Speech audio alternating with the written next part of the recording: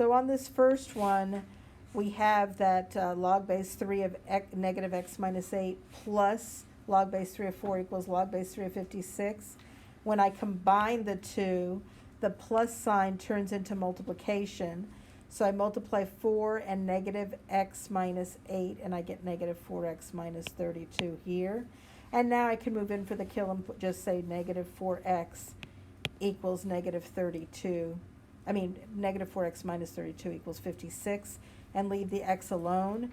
When I get a negative 22, I have to plug it back in here, and when I do, it becomes a positive 14, so it is a valid answer, and negative 22 is the answer because it does not make that log a negative or a 0.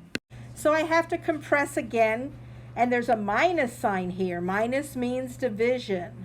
So this turns into log base 6 of 2x squared over 4 equals log base 6 of 39.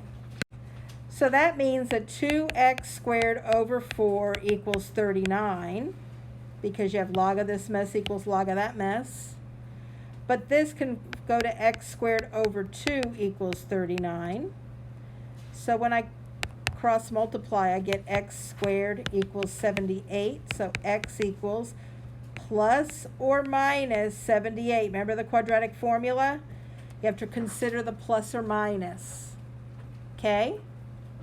Well, if I put a plus here, when I square it, it's going to be positive, so we're good to go.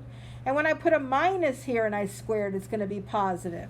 So both of these answers are correct. That one there was number 8. So since there's a plus here, we have to multiply x plus 12 times x, and it turns into 1 log, and it's x squared plus 12x equals 3.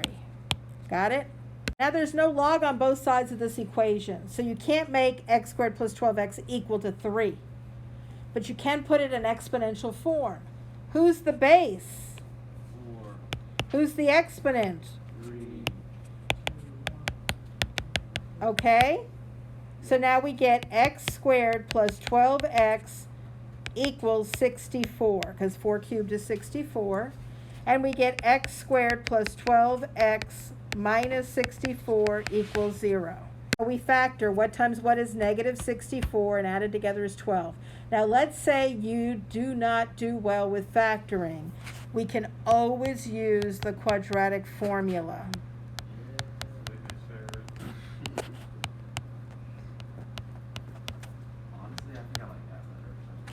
And if you do, you'll find the same two answers.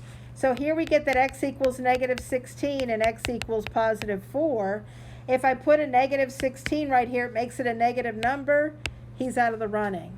If I put a 4 in both of those x's, they're both positive. She wins. Things to remember: if it's log of a mess equals log of a mess, the two messes equal each other.